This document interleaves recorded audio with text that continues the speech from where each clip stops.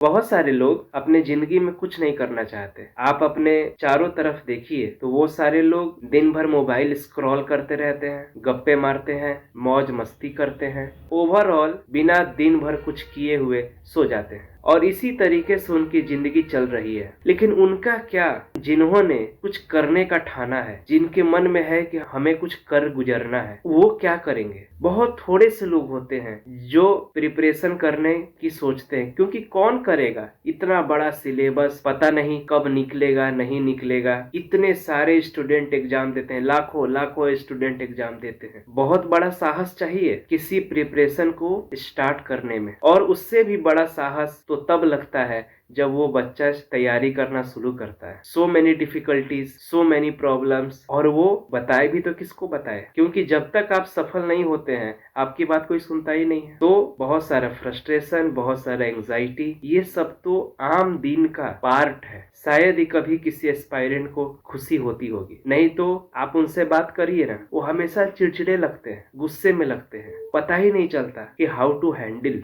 सच frustration. लेकिन असली frustration तो तब आता है जब आप बहुत डिटरमाइन होके पढ़ना चाहते हैं, लेकिन आपका शरीर, आपका परिवार, आपका माहौल, कोई आपका साथ नहीं देता। आप बहुत पढ़ना चाहते हैं लेकिन आपको कोई बीमारी हो गया, घर में पैसों की प्रॉब्लम है, परिवार वाले समझते नहीं है, दिन भर लड़ाई झगड़ा चलते रहता है, कभी कोई कुछ बोल देता है, कभी कोई कुछ बोल देता है। ऐसे ही एक प्रॉब्लम से गुजरती हुई हमारी एक सब्सक्राइबर ने क्वेश्चन पूछा है कि वो एक माइग्रेन पेशेंट है। माइग्रेन का मतलब है कि सिर में कभी भी दर्द स्टार्ट हो जाता है और बहुत तेज दर्द होता है। अब ये कब होगा, कितनी देर तक होगा, क्या इंटेंसिटी होगा, इसका कुछ पता नहीं है, कभी भी हो सकता है। अब जब ये अचानक से और एकदम इतना ज्यादा पेन होने लगता है तो सारा पढ़ाई का ना मूड चकनाचूर हो जाता है। हम पढ़ाई क्या करें, सबसे पहले ये जो सिर में दर्द हो रहा है, इस दर्द से राहत कैसे मिले, और इस दर्द के कारण जब हम पढ़ नहीं पा रहे हैं तो उसके कारण जो अंदर से गिल्ट आ रहा है कि क्या यार, हम पढ़ना चाह रहे हैं और हम पढ़ नहीं पा रहे, कुछ दिनों बाद एग्जाम है मेरा, आज नहीं पढ़ेंगे तो सिलेबस ही नहीं पूरा हो पाएगा। वो आदमी एकदम लाचार हो जाता है, एकदम दुखी हो जाता है। और आजकल जो यूट्यूब पे ज्ञान देने वाले भरे पड़े हैं, जो ये बोलते हैं कि जब तुम नहीं पढ़ रहे होते तो याद रखना जरूर कोई ना कोई पढ़ रहा होगा, ऐसा बोलते हैं ना, इन गधों से बच के रहिए। इनका ये कहना है कि तुम 24 आवर्स बैठ कर पढ़ते रहो बस। क्यों? क्योंकि हो सकता है कि रात में जब आप 2 बजे सो रहे हो तो कोई 2 बजे पढ़ रहा हो। लेकिन ये नहीं बताते कि हो सकता है जब आप बैठ के पढ़ रहे हो तो लाखों लाखों बच्चे मजे मार रहे हो, तो आप उन लाखों से आगे हैं कि नहीं है, ये कोई नहीं बोलेगा। नेगेटिविटी अगर फैलाना हो तो नेगेटिविटी फैलाया जा सकता है। और सबसे ज्यादा आश्चर्य होता है कि आपको ये बात सुन के बड़ा अच्छा लगता है, अरे वाह क्या बात कह दी इन्होंने, और आप लाइक पे लाइक मारते हैं, शेयर पे शेयर मारते हैं। आप अपने आप को डिमोटिवेट कर रहे हैं और किसी को डिमोटिवेट नहीं कर रहे हैं। इसी तरीके से मेरी एक और स्टूडेंट है और उसे लगभग 2-3 सालों से किडनी में स्टोन है। 10-15 मिनट हुआ पढ़ाई करते हुए, एक पर एक दर्द उठ गया, कैसे वो पढ़ाई कर पाएगा? और इन सबके कारण सबसे ज्यादा जो प्रॉब्लम होता है वो मेंटली होता है। एक दिमाग में हमको लगने लगता है कि अगर अभी हम बीमार हैं, ऐसी मेरी परिस्थिति है और पता नहीं कि ये कब ठीक होगा, पता नहीं कि मेरे घर की पैसों की प्रॉब्लम कब ठीक होगी, पता नहीं कि मेरा घर वाले मेरे को कब समझेंगे, कब मेरे को सपोर्ट करेंगे, वो कब मेरे को इस तरीके का माहौल देंगे कि मैं अच्छे से पढ़ पाऊंगा। ऐसा आप लोग सोचते होंगे, हर कोई सोचता है, लेकिन कोई आपको नहीं समझता। आपको ही स्टेप लेना पड़ेगा। और ऐसा नहीं है कि सिर्फ आपके साथ ही प्रॉब्लम हो रहा है। क्या आप लोग इनको जानते हैं? इनका नाम है उम्मुल खैर। दिल्ली के एक झुग्गी झोपड़ी में ये रहती हैं। एक समय आया कि दिल्ली गवर्नमेंट ने उस जगह को जहाँ ये रहती थी डिमोलिश कर दिया। फिर ये दूसरे स्लम्स में जाकर रहने लगी। इनके पिताजी फुटपाथ पे कपड़े बेचने का काम करते थे। इनको बचपन में ही काफी दिक्कतों का सामना करना पड़ा। इनका 16 टाइम्स बोन फ्रैक्चर हुआ और 8 बार तो इनका सर्जरी हुआ। होगा। इतना कुछ होने के बाद ये क्लास 8 में थी, उसी समय इनकी माता जी का निधन हो गया। माँ के जाने के बाद परिवार वालों ने काफी ज्यादा प्रेशराइज किया कि अब तुम्हें नहीं पढ़ाई करना चाहिए, तुम्हें घर संभालना चाहिए, क्योंकि लड़कियों को इससे ज्यादा पढ़ने की जरूरत नहीं है। अगर तुम इससे ज्यादा पढ़ोगी तो तुम्हें बदनाम किया जाएगा, बहुत कुछ सुनाया जाएगा। बहुत घर वालों ने प्रेशराइज किया, इतना प्रेशराइज किया कि इन्होंने एक डिसीजन लिया कि अब मैं इस घर को छोड़ दूंगी। उन्होंने उस घर को छोड़ दिया। घर को छोड़ने के बाद वो झुग्गी झोपड़ी में ही रह रही थी, लेकिन साथ ही साथ वहाँ के छोटे छोटे जो झोपड़ियों के बच्चे हैं उनको ट्यूशन पढ़ा करके अपना खर्चा थोड़ा मोड़ा निकाल पाती थी। जिसका इतना खराब कंडीशन हो, मल्टीपल फ्रैक्चर्स हो गए हो, मल्टीपल सर्जरीज हो गए हो, घर वाले उन्हें घर से बाहर निकाल दिया हो, इसके बाद भी क्लास 12th में उन्होंने 91% स्कोर किया और इसके बाद उन्होंने दिल्ली यूनिवर्सिटी में एडमिशन लिया, जहां बढ़िया बढ़िया लोग जाना चाहते हैं और पूरी जिंदगी रगड़ते रह जाते हैं, जा नहीं पाते। 2012 में उनका एक छोटा सा एक्सीडेंट हुआ, जिसके कारण वो 1 साल व्हील चेयर पे आ गई, चल नहीं पा रही थी। फिर भी उन्होंने हौसला नहीं हारा। उनका बचपन से सपना था कि वो एक IAS ऑफिसर बने, इसीलिए उन्होंने UPSC का एग्जाम दिया और 2016 में ही अपने फर्स्ट अटेम्प्ट में 420 रैंक ला करके एक इतिहास रच दिया। बहुत सारे लोग जिंदगी बीत जाता है लेकिन ये एग्जाम का एक प्रीलिम्स भी निकल नहीं पाता, और इन्होंने पहले ही बार में ही इतनी प्रॉब्लम्स होते हुए भी इस एग्जाम को क्वालिफाई किया। तो हमें इनसे एक प्रेरणा जरूर लेनी चाहिए कि इतनी प्रॉब्लम्स में रहते हुए भी इन्होंने प्रॉब्लम्स को नहीं देखा, अपने होप को हमेशा जिंदा रखा। जहां तक पॉसिबल हुआ वहां तक इन्होंने करने का प्रयास किया और धीरे धीरे धीरे धीरे इन्होंने एक बहुत बड़ा मुकाम हासिल किया। अभी करेंटली ये भारत सरकार के मिनिस्ट्री ऑफ फाइनेंस में डिप्टी कमिश्नर के पोस्ट पे हैं और हम लोगों को प्रेरित कर रही हैं। आप ये कभी मत सोचें और ये सोच सोच के अपनी तबीयत को और खराब बिल्कुल ना करें कि अब तो मेरा एग्जाम कभी नहीं निकलेगा। प्यारे दोस्तों, एक बात मैं आपसे जरूर कहना चाहता हूँ कि सबसे पहला काम आपके लाइफ में ये जरूर होना चाहिए कि अपनी तबीयत के ऊपर आप काम करें, तबीयत को बहुत अच्छा रखने का प्रयास करें। जितना समय लगे लगा दीजिए। अगर आपका तबीयत खराब है, आप पढ़ नहीं पा रहे हैं, आपकी पढ़ाई का लॉस हो रहा है, एग्जाम नजदीक आता जा रहा है, रिवीजन नहीं हो रहा है, इट्स ओके। क्योंकि ऐसा नहीं है कि अगर आप वो एग्जाम आज नहीं दे पाएंगे तो अगली बार भी नहीं दे पाएंगे। जहां तक मुझे लगता है कुछ ही एग्जाम्स ऐसे हैं जैसे कि JEE मेंस, वो मैंडेटरी हो जाता है कि 12th अपीयरिंग आपको देना पड़ेगा। अदरवाइज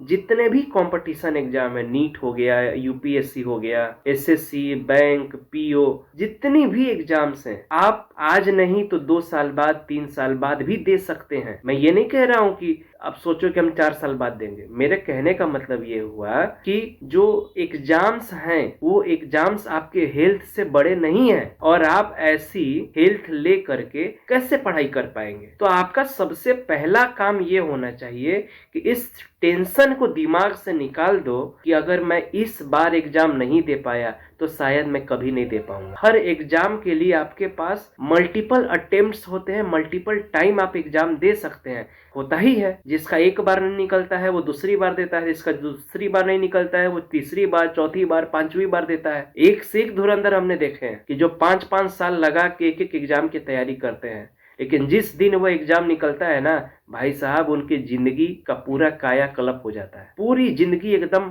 180 डिग्री पलट जाती है। 5 साल पहले क्या थे और 5 साल बाद वो क्या है कोई इमेजिन नहीं कर सकता, और वो बहुत मजे से rest of the life enjoy करते हैं। लेकिन अगर आज आपने अपना होप लूज कर दिया, कॉन्फिडेंस लूज कर दिया, तो इस कॉन्फिडेंस को पाने में, इस होप को पाने में शायद कई साल लग जाए। तैयारी शुरू करना कोई बहुत बड़ी बात नहीं है, तैयारी को मेंटेन रखना बहुत बड़ी बात है। शुरू तो सब लोग करते हैं, खत्म कितने लोग कर पाते हैं? बहुत थोड़े से लोग होते हैं जो अपनी तैयारी को सही मायने में खत्म कर पाते हैं। अगर 100 लोगों ने तैयारी शुरू की तो 100 लोग में से गारंटीड 50 लोगों का तो भैया सिलेबस से पूरा नहीं होगा, और जो 50 बचे उन 50 में 25 का रिवीजन ही नहीं हो पाएगा, और जो 25 बचे उन 25 में 15 का तो प्रैक्टिस ही नहीं हो पाएगा, और जो 10 बचे असली कंपटीशन वही 10 लोगों में है। तो आप इस बात से कभी निराश मत हो कि मैं अब कभी एग्जाम नहीं दे पाऊंगा। एक होप हमेशा जिंदा रखें और सबसे पहला प्रयास आपका ये होना चाहिए कि जो भी प्रॉब्लम मेरे को है, पैसों से रिलेटेड, फैमिली से रिलेटेड, कोई रोग से रिलेटेड, उसका एक उचित समाधान आप खोजें। उचित समाधान से मतलब ये है कि what can I do for this problem. इसको आप सोचिए। जो प्रॉब्लम आपके कंट्रोल में नहीं हो उसके बारे में सोचना व्यर्थ है। जैसे आपको सर दर्द कर रहा है माइग्रेन के कारण, और आप बैठ के सोच रहे हो क्या होगा, मैं तो अब एग्जाम नहीं दे पाऊंगी, ऐसा हो जाएगा, वैसा हो जाएगा। क्या आपके सोचने से कुछ रास्ता निकलेगा इस तरीके का ओवर थिंकिंग करने से? नहीं ना। तो आप ये क्यों नहीं सोचते हैं कि व्हाट आई कैन कंट्रोल, वो मैं करूं। मेरे कंट्रोल में है पढ़ाई को छोड़ना। बिंदास जब भी आपको प्रॉब्लम हो पढ़ाई को छोड़ दीजिए। आपके कंट्रोल में क्या नहीं है, आपका पेन आपके कंट्रोल में नहीं है, तो उसके बारे में क्यों चिंता करते हो? आप जरूर कोई ना कोई दवा ले रहे होंगे, मेडिकेशन ले रहे होंगे, उसके ऊपर आप रिलाई करिए। जब जब आपको प्रॉब्लम हो बड़ी आसानी से आप पढ़ाई बंद कर दीजिए और प्रॉपर आराम करिए। मेरा एक अपना ही रूल है ये, जब भी मुझे नींद आता है मैं कभी भी नींद मार करके पढ़ाई नहीं करता, क्योंकि मुझे पता है कि नींद मार करके जब मैं पढ़ाई करूंगा उस पढ़ाई का कोई रिजल्ट नहीं आएगा। भले मैं अपने आप को लगातार बैठा करके 3 घंटा रख लो, लेकिन उस 3 घंटे का आउटपुट लगभग 0 होगा। क्या फायदा ऐसा पढ़ाई करके? इससे तो ज्यादा अच्छा है कि मैं कम पढ़ाई करूं लेकिन मैं रोज पढ़ाई करूं। आप रेगुलर पढ़ाई नहीं कर पा रहे हैं तो एक काम आप जरूर कर सकते हैं कि जितना भी आपने अब तक पढ़ा है उसका मोबाइल में आप पीडीएफ ओपन कर लो। लेटे हुए आप जैसे मोबाइल स्क्रॉल करते हैं वैसे ही जो नोट्स है उसको आप स्क्रॉल कर करके 1 पेज, 2 पेज, 3 पेज, जितना भी पॉसिबल हो उसको आप याद कर सकते हैं। या ऐसा भी हो सकता है कि आप लेटे हुए हैं, बैठ के पढ़ने में दिक्कत हो रहा है, नोट्स बनाने में दिक्कत हो रहा है, आप सिर्फ वीडियो का लेक्चर देखिए ना। कोई नोट्स मत बनाइए, बाद में बन जाएगा वो नोट्स। कम से कम कुछ तो काम हो। लेकिन हम क्या सोचते हैं कि जब भी काम हो तो एकदम 100% काम हो, ऐसा नहीं होता। और सबसे बड़ी बात कि अगर आप अगले साल एग्जाम देने लायक सिलेबस नहीं पूरा कर पाए तो उदास मत होइए, आप उसके अगली बार एग्जाम दीजिएगा। ये मत सोचिए कि आपके साथ वाले आगे बढ़ जाएंगे, एडमिशन ले लेंगे और आप पीछे रह जाइएगा। ऐसा कभी मत सोचिए, क्योंकि एक समय के बाद, ज्यादा नहीं 21-22 साल के बाद कोई आपसे नहीं पूछने जाता कि तुम कब 10th किए थे, कब 12th किए थे, कब ग्रेजुएशन किए थे, कोई नहीं पूछता। तो आप रेडी रहें कि अगर इस बार आपने एग्जाम दिया, आप एग्जाम में फेल हो गए, कोई दिक्कत की बात नहीं है, हम अगली बार एग्जाम देंगे। अगली बार फेल हो गए, हम और अगली बार देंगे। तब तक हम एग्जाम देंगे जब तक नहीं निकलता है। एक मन में बस होप होना चाहिए कि नहीं मेरा निकल सकता है। अगर ये होप आपके मन में जिंदा है तो आप मेरी बात मानिए, इस होप पे आप होप रखिए। आपके अंदर जो विश्वास है इस विश्वास पे आप विश्वास करिए कि आज नहीं तो कल मैं इस एग्जाम को जरूर निकाल पाऊंगा। बस मेरा हेल्थ, मेरा फैमिली या और भी जो प्रॉब्लम्स हैं, ये प्रॉब्लम्स के कारण मैं आगे नहीं बढ़ पा रहा हूँ, पर कोई ना कोई कभी ना कभी ऐसा समय आएगा जब मैं जरूर इस एग्जाम में सक्सीड कर पाऊंगा। और आप विश्वास मानिए, जिस दिन आपका एग्जाम निकलेगा आपके जीवन के समस्त दुखों का नाश हो जाएगा। जो खुशी, जो प्राउड आपको महसूस होगा अपने ऊपर, वो आप पूरी जिंदगी कभी नहीं भूल सकते। तो बिंदास हो करके अपने हेल्थ के ऊपर आप ध्यान दीजिए। जितना अच्छे से और जितना जल्दी से जल्दी आप ठीक हो जाएं, उसके बाद आप प्रॉपर प्लानिंग करिए। जब तक आपका तबीयत खराब है कोई प्लानिंग की जरूरत नहीं है, कोई स्ट्रेटेजी, कोई गोल बनाने की जरूरत नहीं है। पढ़ाई होता हो तो हो, ना होता हो तो ना हो। लेकिन अगर आप सोच सोच के अपनी तबीयत बिगाड़ ही लेंगे तो हो सकता है कि आप जो कर सकते थे शायद वो भी ना कर पाए कभी।